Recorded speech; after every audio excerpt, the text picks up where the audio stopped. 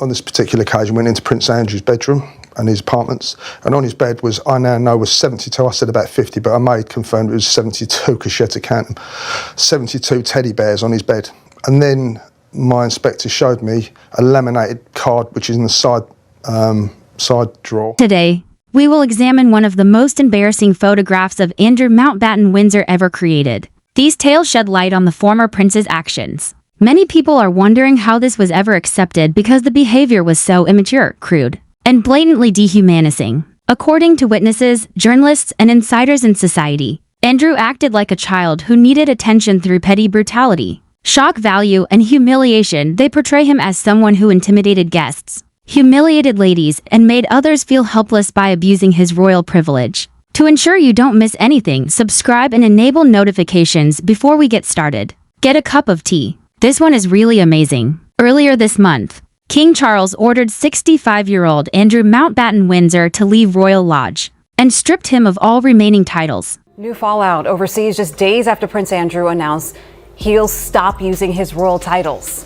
Now he faces new allegations and investigations related to Jeffrey Epstein and Virginia Giuffre. It all comes just one day before Giuffre's memoir detailing her time with Andrew is set to be released. He has lived in the mansion for more than 20 years without paying rent. That action came after years of scandal concerning Jeffrey Epstein and the terrible news site interview that ruined his remaining credibility. However, as this new reporting demonstrates, Andrew's decline was not unexpected. People who encountered him at private gatherings reported unusual, intrusive, and frequently degrading behavior for decades. When a titled woman described him as the most boorish man she had ever encountered, she summed it up well. Exactly why is explained in the stories you are going to hear. Author Craig Brown describes an awkward event that happened to Andrew when he was only 17. The following morning at a house party with a number of young women, they said that Andrew had stormed into their bedroom at around 2 in the morning. He reportedly begged to crawl into bed next to them after telling them he couldn't sleep because there was a ghost in his room. He was quickly expelled.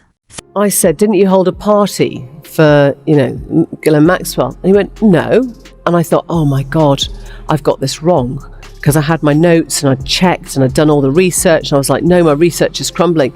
And then he looked up and he went, it was a straightforward shooting weekend. Another journalist recounted Andrew going into a girl's bedroom and hurling himself into her ensuite bathroom as she was brushing her teeth. He then gave her a lesson on how she ought to do it. It's less endearing and more of an entitled nuisance when a teenage prince breaks into your room to teach you dental hygiene. The boundaries just didn't exist for him, even at that age. Throughout his adult life, Andrew appeared to behave in a consistent manner towards women. According to witnesses, he frequently acted as though female guests were only there for his entertainment. He once informed a woman at a gathering that a plate of paste smelled awful. He thrust her face into the plate as she knelt to smell it. Guests at the party claimed that while she sat there covered in food, he screamed with laughter. Another woman claimed that when she awoke to the sound of silly laughter, Andrew was pointing a fire extinguisher at her face. Later, she discovered that he had done the same thing by storming into multiple other rooms. His target's humiliation was worth the jest, in his opinion. The headlines will not go away, and neither will the questions for the palace. But could one of the King's most senior aides have some of the answers? This here is Lord Peter Roslin. Now, he is one of the most trusted members of the King's household. For these are not practical jokes amongst peers. Someone who knew that those around him couldn't complain was playing these power games. Additionally, there is a long-standing rumor that Andrew took pleasure in what they covertly referred to as his surprise inspections. During overnight country house get-togethers, a number of visitors said he prowled the hallways, pushing open any door while the light was still on. According to one socialite, he once unlocked her door, gave her a thorough examination, and claimed to be looking for fun. She said that the smile on his face made her skin crawl. According to another visitor, Andrew would occasionally linger outside simply to listen in before rushing in with false laughter, as if he had caught someone red-handed. It had an unnerving effect, because the Queen's son might choose to utilize them as the focal point of his next joke. Many young women claimed they were never able to unwind for even a second.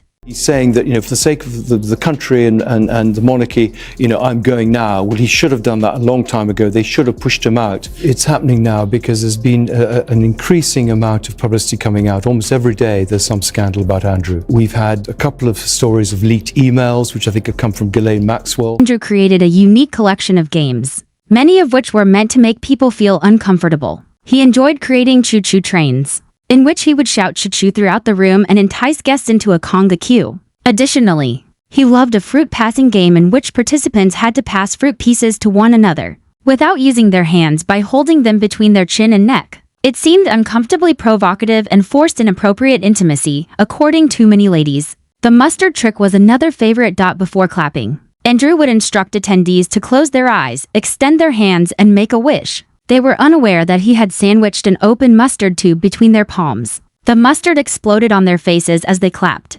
According to witnesses, this made him quite happy. These antics lacked wit and cleverness. They were juvenile practical jokes, typically directed against those who lacked the courage to strike back. The Queen gave Andrew a vacation in Egypt in 1981 as a reward for getting his helicopter wings.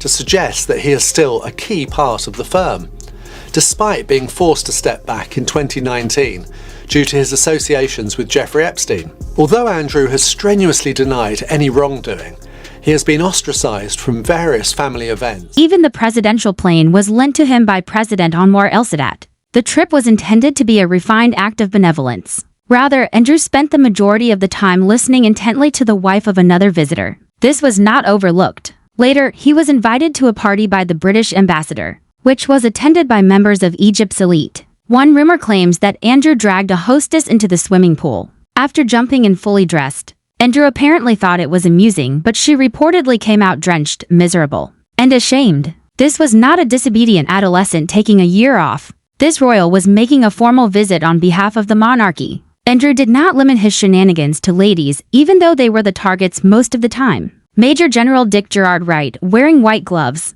found it difficult to manage his speech papers. During the Lincolnshire Regiment's museum grand opening, "You will not want these now," Dick, Andrew said as he carefully took them off, jumped up from his chair, and threw the gloves into the crowd. Right here we have a large inhale right into the chest. We now know that he was and had been procuring young girls for sex trafficking. We now know that. There's a postural shift. There's digital flexion, which just means the fingers are squeezing in towards the hand. When a king acted like a misbehaving schoolboy, they just did not know how to respond. Broadcaster Tanya Breyer is involved in one of the most notorious allegations. At a society function in 1992, Andrew allegedly approached her from behind and unzipped her dress. This was done in public, against his will and for the pleasure of people around him. An 18-year-old was asked what her work was by Andrew during a supper at Windsor Castle. According to another titled woman, he loudly scoffed and declared to the whole table how terribly uninteresting. When she revealed that she was a secretary, "Is that the best option available to you?" His lavatorial, filthy humor, which frequently revolved around women's pants, made friends say he was terrible to sit next to at banquets. Not exactly what one would expect from a monarch's son. According to Andrew Lai, the king's brother has a very immature attitude and frequently acts in this way to elicit reactions. However, these were not innocent practical jokes. They came from a position of extreme affluence and were humiliations. Young women and employees who couldn't react without jeopardizing their status were among his many targets. He was shielded, covered for, or complaints were ignored by the monarchy for decades. And as time went on, Andrew grew bolder, coarser, and more certain that he could act however he pleased. This is the end of that illusion. King Charles deprived him of his remaining titles and privileges on November 6th. This happened soon after Virginia Dewey's autobiography was published, and there was a growing perception that Andrew's return to any royal position would never be accepted by the public. It is evident from these fresh tales that the Andrew of today is not a modern creation. There were always signs. Andrew Mountbatten Windsor no longer has a title or is referred to as His Royal Highness. He won't even be residing at Royal Lodge for long. However, these tales disclose a more profound reality. Because he thought he would never be held accountable, Andrew acted in ways that degraded, belittled, and humiliated people, often women, for decades. Please share your thoughts in the comments section. I read each and every one of them. Do additional witnesses need to come forward? Did the palace need to take action sooner? What does this say about the society that tolerated it for so long? Remember to like, subscribe, and check back for more royal updates every day.